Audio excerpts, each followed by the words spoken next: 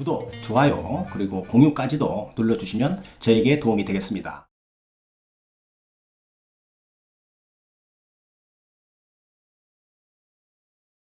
안녕하십니까. 언제나 새로운 소식, 유익한 정보, 그리고 확실한 결론까지로 교통사고 피해자에게 도움을 드리는 유국장TV입니다. 오늘은 교통사고 피해자들이 교통사고 후에 처음 가는 병원이죠. 어떤 병원이 나에게 도움이 좀 되고 어떤 병원은 피해자에게 어려움을 주는 병원인지 여기에 대한 공부를 해 보도록 하겠습니다. 우리가 교통사고가 나게 되고 사고 현장에서 사고 처리가 끝나게 되면 중상을 입게 되면 내 의지와 상관없이 119에 실려서 큰 응급병원으로 가게 되지만 이렇게 중환자가 아니면 사고 현장에서 가해자와 피해자가 직접 보험 처리를 하면 되는 것입니다. 자, 그런데 사고가 처음이고 특별히 전문 지식이 없다면 병원 선택을 어떻게 할 것인가 걱정을 많이 하는 것이죠. 자, 이 문제 오늘 영상 하나로 알아듣기 쉽게 정리를 해 드릴 테니 끝까지 잘 보시기 바랍니다. 사고 후에 병원 선택이 매우 중요한데요. 병원을 잘못 선택을 한 후에 교통사고 피해자가 불이익을 받고 나서 그때 후회를 하면 그때는 늦습니다. 그래서 이 영상이 중요하다는 그런 것입니다. 제가 병원 좀 설명해 드립니다. 첫 번째로 개인 병원이 있습니다. 정형외과, 신경외과 이런 병원 있죠. 이런 병원은 대부분 의사들이 한두 명 정도입니다. 사실 이런 병원을 속칭 1차 병원이라고 합니다.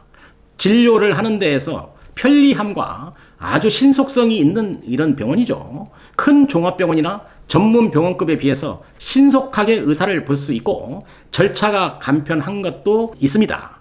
이것은 개인 병원의 장점에 속한다고 볼 수 있는 것이죠. 반대로 단점이 있다면 교통사고 환자들이 처음 사고가 나서 개인 병원에 가게 되면 진단서 발급이나 정밀검사 등 피해자가 추후에 보험회사를 상대로 내 관리를 찾기에 조금은 부족함이 있는 그런 병원이 될 수 있다라고 하는 것은 저의 개인적인 생각입니다. 정밀검사 후에 진단서를 작성하는 데 있어서도 요즘 문제가 되는 퇴행성이니 기왕증이니 그래서 진단서에 병명을 못 넣어주겠다는 등 약간의 문제가 생길 수가 있습니다. 이것은 의사에게는 별 문제가 아니겠지만 교통사고 피해자에게는 매우 중요한 문제가 될 것이고 이것이 추후 보험사와 합의금을 책정하는데 중요한 역할을 한다는 것이죠. 그래서 병원 선택이 중요하다 이렇게 말씀을 드리는 것입니다. 두 번째는 교통사고 전문 병원입니다. 개인 병원과 다른 점은 규모가 좀 크고 개인 병원에 비해서 의료 장비가 좀 많겠고 의사 수가 좀 많고 정밀검사 즉 MRI나 CT 그런 고가 장비를 가지고 있다는 것이 개인 병원과 다른 점입니다.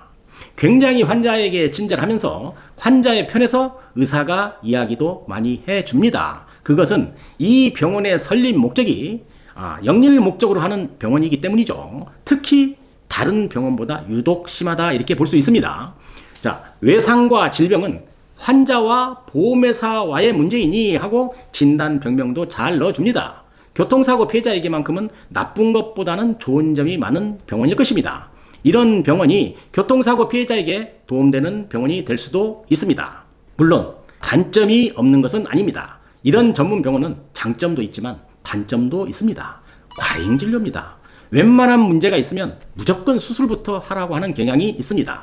대표적인 것이 추간판 탈출증, 속칭 디스크죠. 또 어깨 회전근개 파열, 또 무릎의 십자인대 파열 등 정밀검사 후에 문제가 있으면 수술을 권유하는 것이 타 병원에 비해서 좀 심합니다. 정밀검사 후에 전문 병원에서 수술을 권유하게 되면 필히 대학병원의 교수한테 진료를 받아서 수술이 진짜 필요한지를 확인하고 결정하시라고 제가 당부드립니다. 그런데 저에게 상담하시는 분들이 이야기를 들어보면 꼭 안 해도 되는 수술이죠. 즉 보존치료 등으로도 충분한 것을 수술치료를 권유하는 것을 많이 보아왔습니다.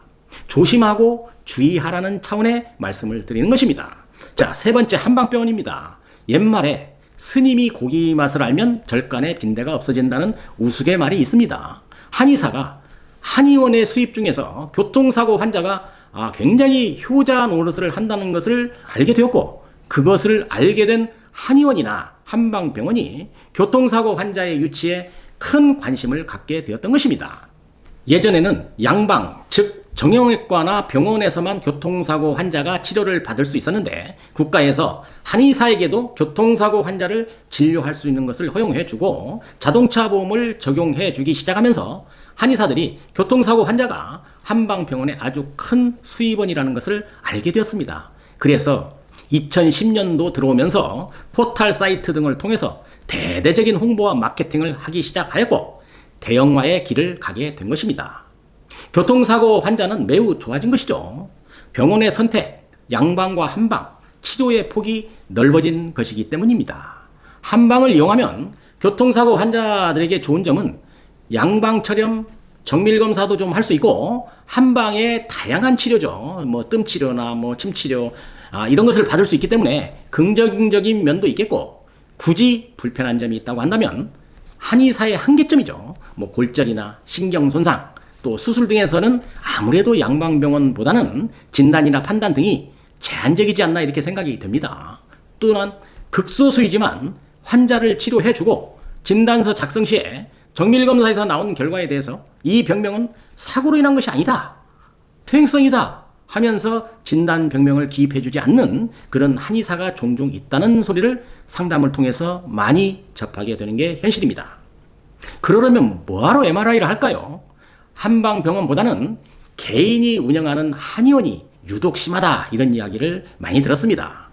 주간판 탈출증 또는 어깨, 무릎의 인대 손상에 대해서 경우를 많이 보이는 것 같습니다. 이런 경우에 말이죠. 그렇지만 골절이나 중상자를 제외한 교통사고 피해자들이 보존 치료하는 데에는 그래도 도움이 되는 병원이 아닌가 이렇게 생각이 듭니다.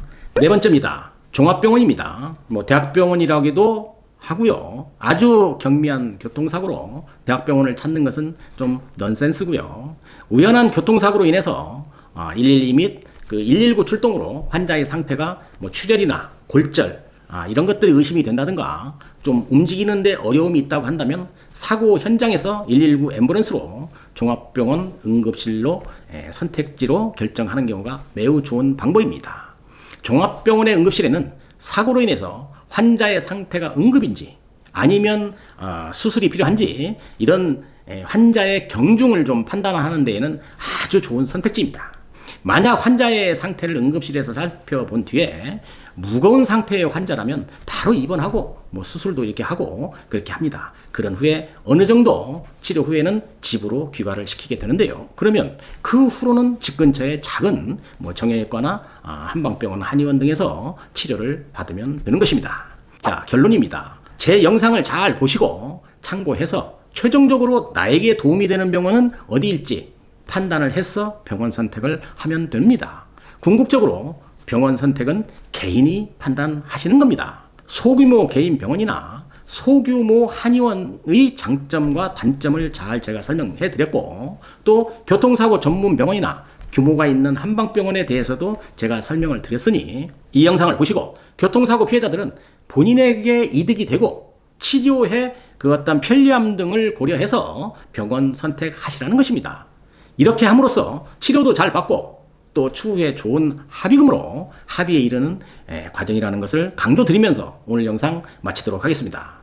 오늘 또 유국장TV를 끝까지 시청해 주셔서 감사합니다. 다음 시간에도 더 좋은 컨텐츠로 여러분을 찾아뵙도록 하겠습니다. 오늘 영상도 도움이 되셨다고 한다면 구독, 좋아요, 그리고 공유까지 눌러주시면 저에게 도움이 되겠습니다. 감사합니다. 유국장TV였습니다.